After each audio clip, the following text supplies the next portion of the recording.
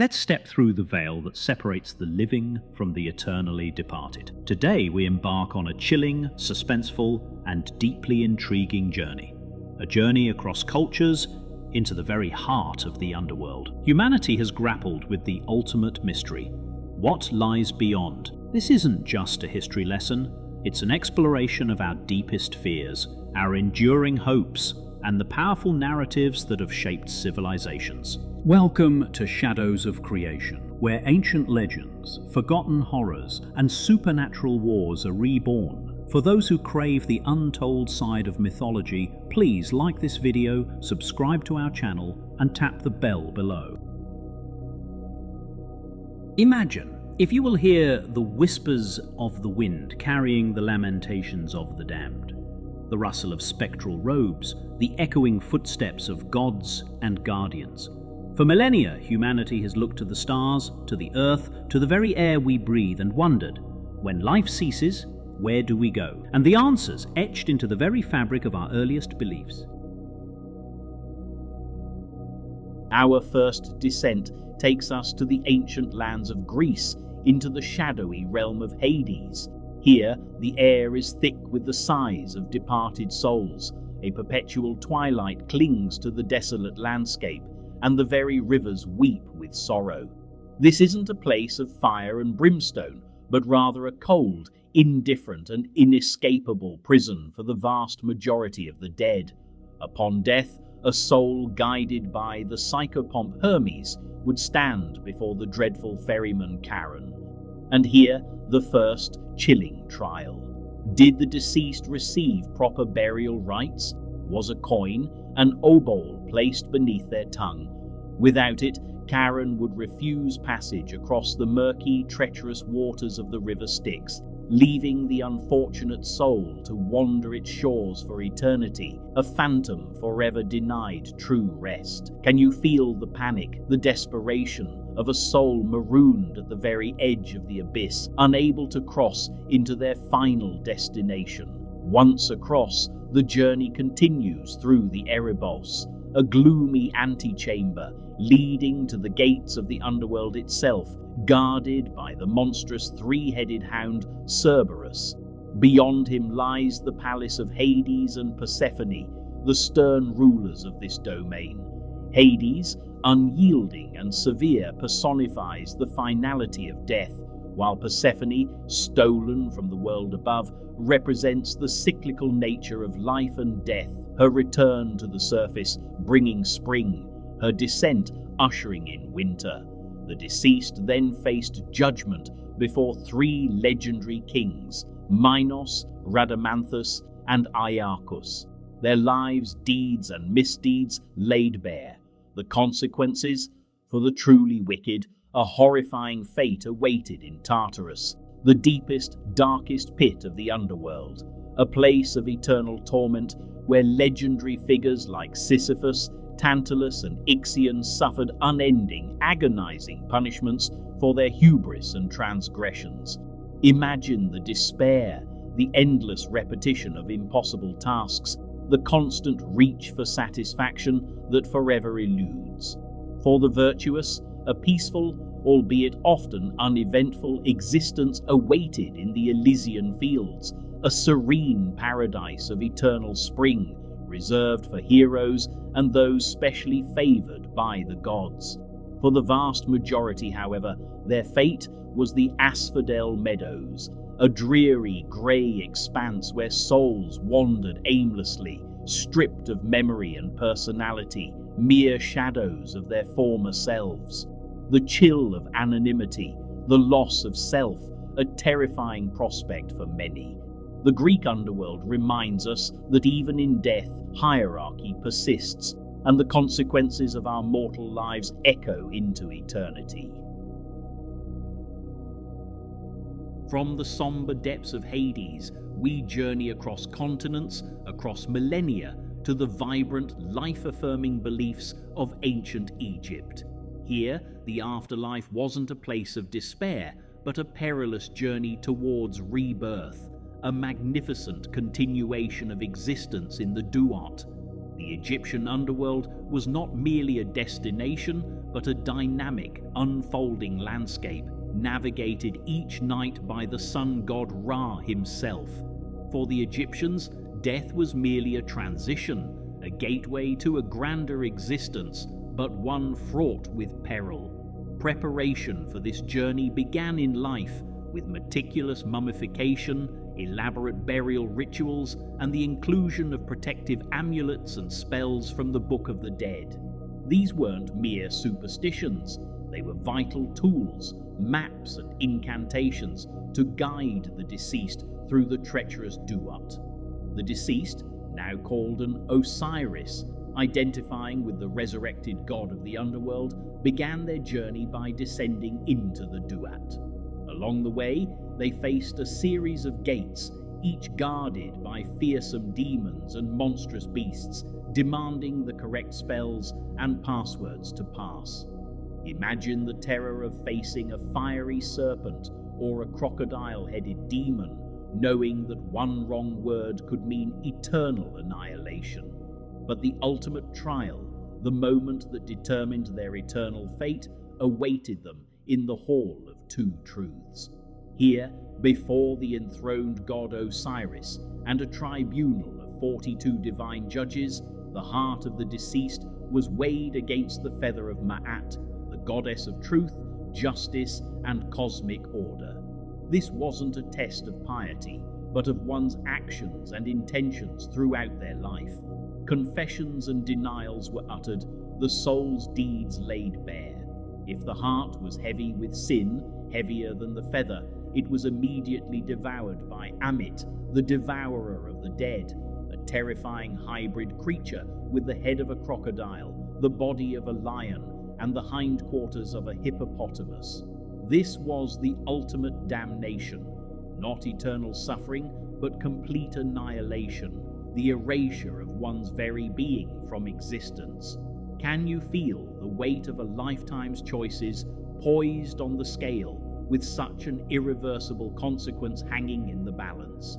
But if the heart was pure, if it balanced perfectly with the feather, the deceased was declared true of voice and was granted passage into the field of reeds, the Egyptian paradise.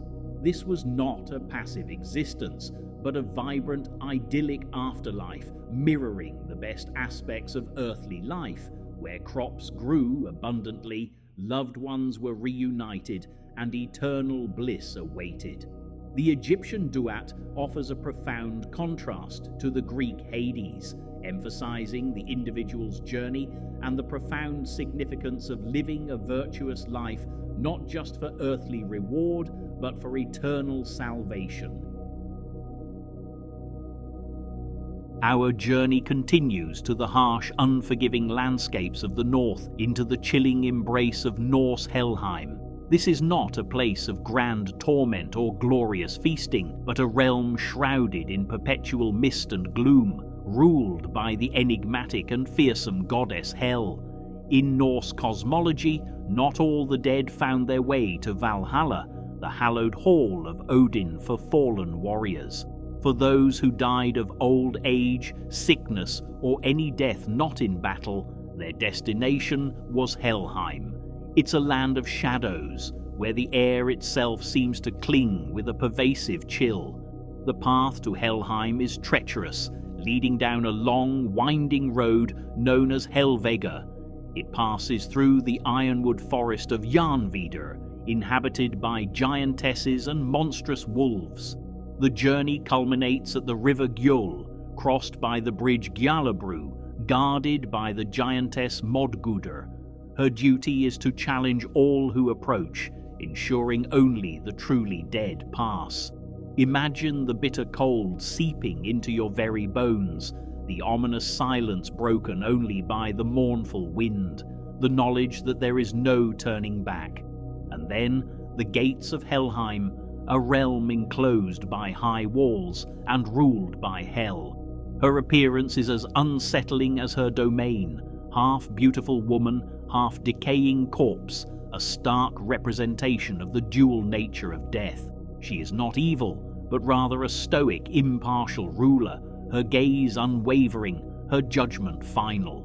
The inhabitants of Helheim are not subjected to fiery torments, but rather a cold, desolate existence. They wander the dim, often featureless landscapes, shrouded in perpetual mist, yearning for the warmth and light of the living world.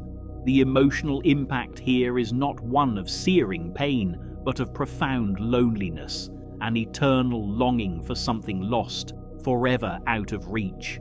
It's a chilling reminder that not all endings are grand or dramatic. Some are simply bleak. While not a place of active torment, certain souls, particularly those who committed heinous acts like oath-breaking or murder, found themselves in Nastrund, the corpse shore or strand of corpses, a section of Helheim where a hall woven from the backs of serpents tripped venom onto the damned. Here, the dragon Nidurga gnawed on their corpses.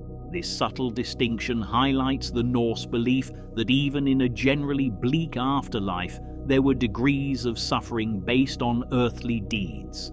Helheim, unlike the vibrant Egyptian Duat or the structured Greek Hades, offers a more somber, less judgmental vision of the afterlife, emphasizing the natural cycle of life and death and the often unadorned reality of what comes after.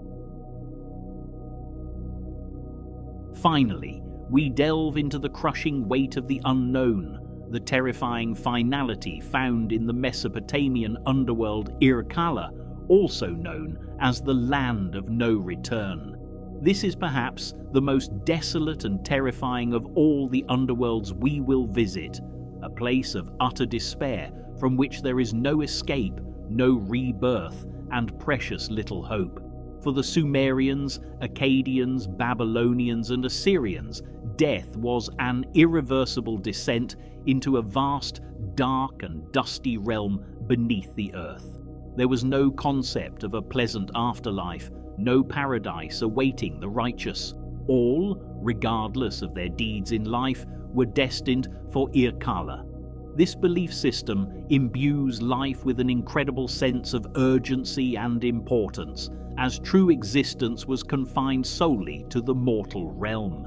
The journey to Irkalla was a one-way trip past 7 gates, each guarded by a demon, and through which the deceased had to surrender an article of clothing or jewelry, arriving naked and vulnerable before the terrifying queen, Ereshkigal, and her consort, Nergal. Imagine the growing sense of dread, the stripping away of identity and possessions, symbolizing the absolute powerlessness of the dead.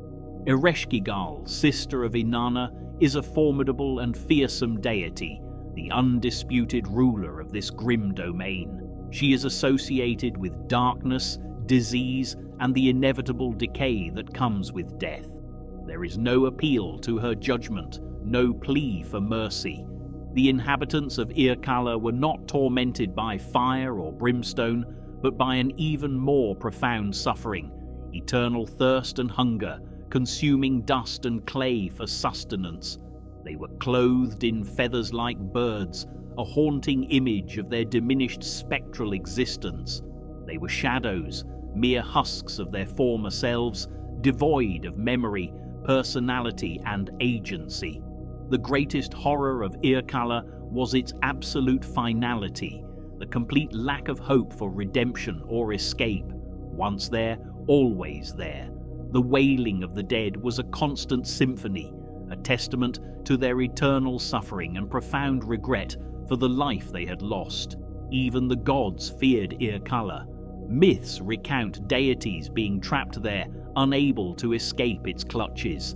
This paints a chilling picture. If even the divine could not break free, what hope was there for mere mortals? The Mesopotamian underworld speaks to a profound existential dread, a recognition of mortality's ultimate power and the inescapable nature of death itself. It reminds us that for some cultures, the afterlife was not a reward, but simply a continuation of the harsh realities of existence, stripped of all joy. As we ascend from the chilling depths of Irkalla and begin our slow return to the world of the living, consider the profound emotional resonance of these diverse underworlds.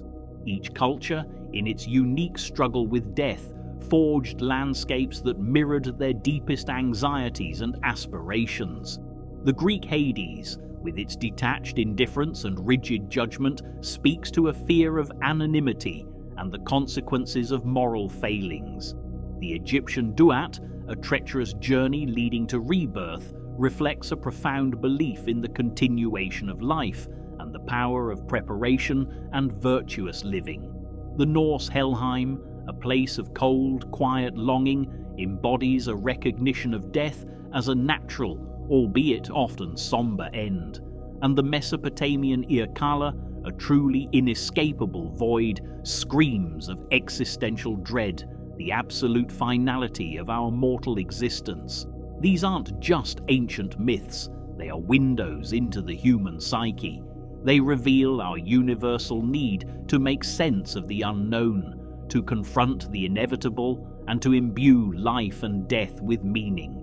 They explore the deepest human emotions: fear of the unknown, the agony of separation, the hope for redemption, the weight of judgment, and the yearning for peace. Whether it's the eternal torment of Tartarus, the devouring jaws of Amit, the silent longing of Helheim, or the suffocating dust of Irkalla, these journeys through the land of the dead are more than just stories. They are reflections of our own mortality, chilling reminders that every life, no matter how grand or humble, ultimately leads to a final destination. And as we ponder these ancient beliefs, perhaps we gain a deeper understanding not just of the dead, but of ourselves and the enduring human struggle to find meaning in the face of the ultimate mystery. What future underworlds will humanity conceive, and how will they reflect the hopes and fears of generations yet to come? The journey, it seems, is far from over,